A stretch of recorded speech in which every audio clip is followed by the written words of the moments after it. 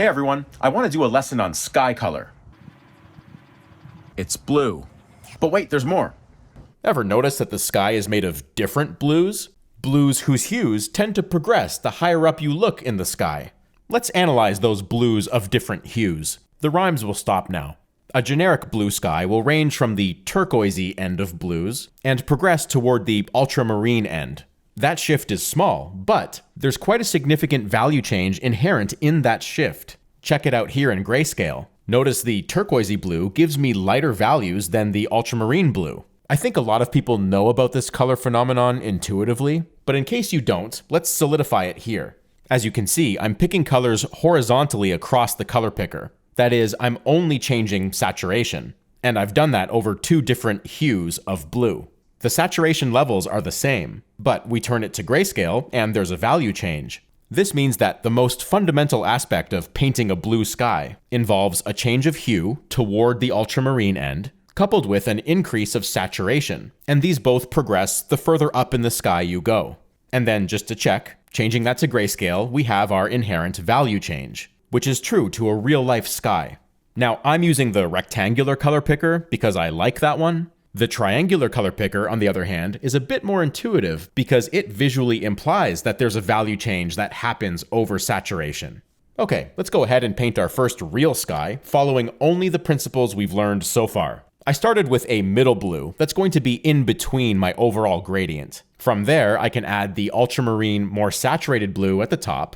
Then I'll move down into the lower half of the sky, progressing into the more turquoisey blues, and of course with less saturation. To give the sky some context, let's throw in a tiny little landscape at the bottom. This shows me where the base of the sky is, nearest the horizon, and that's where I can find my least saturated, most turquoisey blue. And sure enough, this is a perfectly believable sky.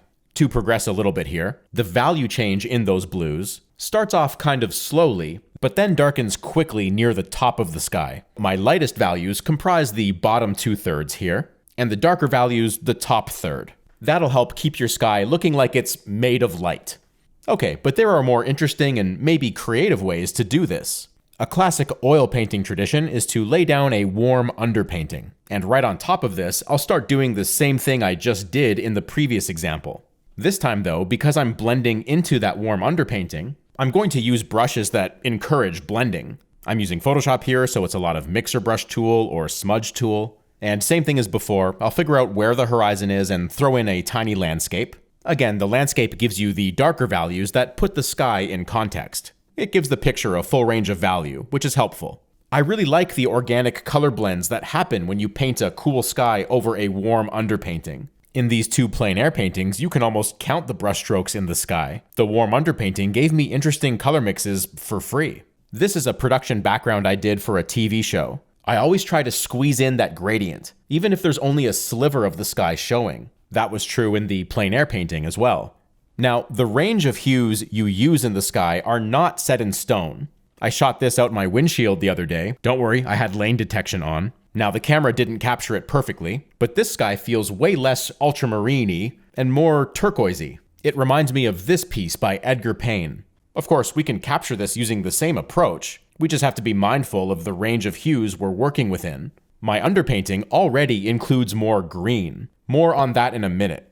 As I progress through my sky gradient here, I'm being mindful of two things. First is that my least saturated color at the horizon still has a fair bit of saturation to it. That helps keep the sky nice and colorful. And second is that the extreme end of my hue shift at the top of the sky only has barely moved away from the cyan or turquoise end of blue. This limits that darkening of value we talked about. The darkness of blue, by the way, is most pronounced in the ultramarine hues. And I have simply avoided that here by not progressing that far up the spectrum. My darkest blue is about here, and I've progressed pretty far down, bordering on green even. And speaking of greens, you can often find cooler greens in skies. If I made the horizon a lot warmer, say these neutral yellows, you'll see this, by the way, in mornings and late afternoons. So when I have this, the top of my sky is still blue, but now I have completely opened up the range of color I have to progress through. And pop quiz, what happens when you mix blue and yellow? We will look into the answer to that question right after I tell you about the sponsor of this video.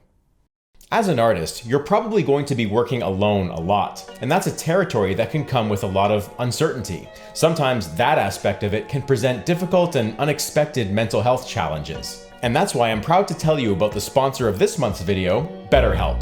BetterHelp's mission is to make therapy more affordable and accessible. Starting therapy can be daunting. BetterHelp can match you to one of thousands of licensed therapists in their network, someone who is trained to listen and give you helpful, unbiased advice. Because it's an online service, you'll have access to a wider range of expertise than may be available in your area. I have my own link to help you get started. It's betterhelp.com/Marco Bucci. You'll be prompted to fill out a questionnaire, and then BetterHelp can begin suggesting therapists that fit your needs. There are a range of options for scheduling sessions based on your preferences and level of comfort. I know from experience that it helps to talk to someone about what's going on inside your mind. If you think you might benefit from therapy, consider clicking the link in the description, betterhelp.com/Marco Bucci, and get 10% off your first month. And thank you, BetterHelp, for offering this type of service, as I think it's truly important, especially in today's world. Alright, blue and yellow make green. And I know that you already knew that. What you might not have known is that you can find green in regular blue skies. Here I can easily amplify the greens that were already indicated in the underpainting. Even this very blue sky can accept some greens and still look totally appropriate. So why is that? Why does that work? Well, that's actually a much larger question. Ever wonder why the sky is blue? I mean, what, is it made of blue air or something? Well, Marco, to understand this, we have to understand a little bit about light itself. That burning ball is the sun, and it's emitting what we call white light. But white light is made of a lot of constituent parts. You might have heard the acronym Roy G. Biv. Apparently some of you know it as VibGyor.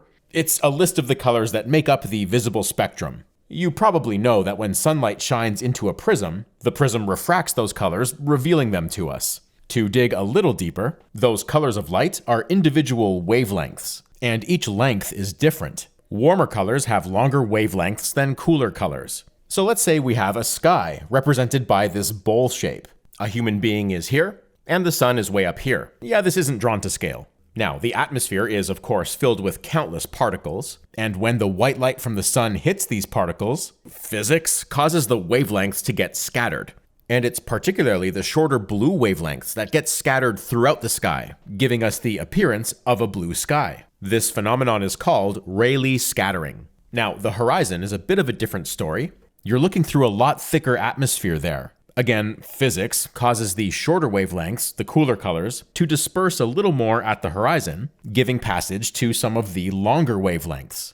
And in that cascade of color comes green. And now we know why green belongs in the sky. Now, this lesson is not really about sunsets, but just while we're here. When the sun is low on the horizon, those longer wavelengths, the warm colors, really dominate. And you get that classic warm horizon. Note, however, that the top of the sky is still blue, even in a sunset. It has something to do with the thickness of the atmosphere there, the type of particles, I don't know. Point is, the horizon is warmer than the top of the sky. It's just a matter of degree. And that's not even color theory. That's science. Here's color theory. On a color wheel, let's pick where we want the deepest, most saturated part of our sky. The horizon wants to be warmer. The path the color will take to move to that warm color looks like this. But when the sun is high in the sky, it can't get all the way there. Its path to the horizon looks more like this, which is the range we've been painting in this lesson. The nature of the scattering during midday prevents the full range of movement. But I think it's important to know that the range of color during a midday sky is part of a larger color movement. Okay, so a sky lesson would not be complete without clouds. And we'll be talking about cumulus clouds here, the big puffy ones. The general shape of those clouds is less like this, and more like this, with a flatter bottom that implies weight. Clouds do have weight. After all, they're made of collections of water vapor. The next step is perspective. Unless you're in an airplane, we look up at clouds. That means we see a lot of the bottom plane of those forms. And you can even shade in that bottom plane because if the sun's coming from above, that's where the cloud's shadow goes. Now start stacking those forms, being sure they overlap each other and that their size decreases with distance. And that's how you build a sky full of clouds. Okay, let's make it more realistic now and add color. First, a quick sky gradient, and start by making a cloud shape. I'll keep this one pretty simple. Okay, on the bottom left there is a sphere, which will progress alongside our cloud. Right now, it's just a shape. And now I'm filling in that shape. So let's talk color. Obviously, clouds are white, so it's totally valid to use neutral warms or neutral cools. Feel free to combine them, which is what I'm doing here. So what color is a cloud's shadow? There are many correct answers, but generally, I like to start with a neutral ultramarine blue. That is a blue that's closer to violet. Now look at our sphere for a moment. This is what I'm doing, getting in that simple shadow shape. The undulations of a cloud make the shadow shapes a bit more complex, but I'm still just trying to define the underplane. Now, that color there works fine, but we can explore further. There might be warm bounce light coming up from the earth. So using very soft edges, I'm mixing some of this color into the shadows. You can also add a different type of blue and with an increased saturation. After all, there's tons of blue reflected light up there. Okay, just a quick note on value. Don't make the shadow value too dark, like this. It'll make your cloud look more like a brick. Keep those shadow values nice and airy, up here. It's actually okay if it starts blending in a little bit with the blue of the sky. That does happen in real life. Okay, now we tackle halftone, the form-turning value. If you look at the sphere, you can see exactly what the halftone is. I like to keep my halftone color for clouds generally warm to enforce the relative warmth of the sunlight compared to the sky. That being said though, feel free to experiment with some very neutral cools in there too. This can really help the color harmony. Also, when colors are desaturated and close to gray like this, you can get away with a lot of different mixtures. And the last step in our cloud here is just to soften edges. That includes the cloud's outline, softening the silhouette edges, as well as the edges between halftone and shadow, maybe softening the bounce light color blends. This is something you do to taste. In fact, you don't have to do it at all depending on your art style. But here we have our happy little cloud. And our happy little cloud needs some friends. So let's paint a whole sky. As with most applied things in art, you learn to combine steps. So I'll work on the composition of these clouds concurrently with building the sky gradient. I find that one informs the other compositionally. I do like to start at the top of the sky and work my way back in distance, simply because the closer clouds are a bit less overlapped, and therefore you'll see more of their shape unobstructed. So I think the most important thing is to get some cloud shapes happening. I've got 3 here. Notice that they're all different shapes, but they play on the same design theme. And I do like to figure out each cloud's shadow as I go, at least a general shape of it, which keeps the forms honest and accounted for. It's very easy to add 100 formless clouds and end up with a giant mess. Some clouds might be catching shadows from other clouds, and they can appear silhouetted, like this one.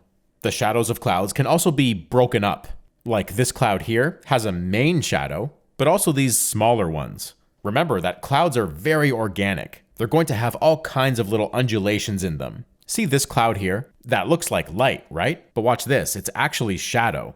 The shadow values of clouds become lighter with distance. This is due to things like atmospheric perspective, but also the fact that you're seeing distant clouds up against a lighter sky. Remember that sky gradient lightens as you get towards the horizon.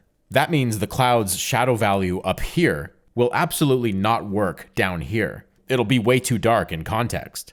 And the reverse is true. A shadow value from this cloud would look like light if I used it up here.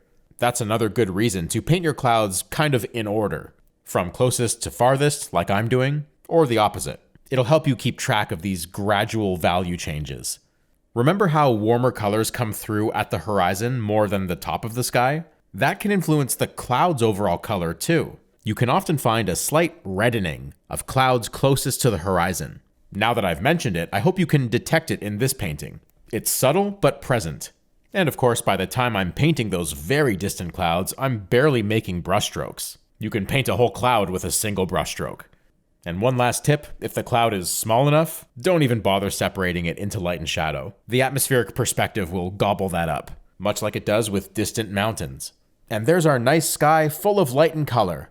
I hope you've learned a lot from this video. Skies are really fun to paint. Hey, this is my last video of the year. I've got a lot planned moving forward, so hit subscribe and I'll see you in the new year.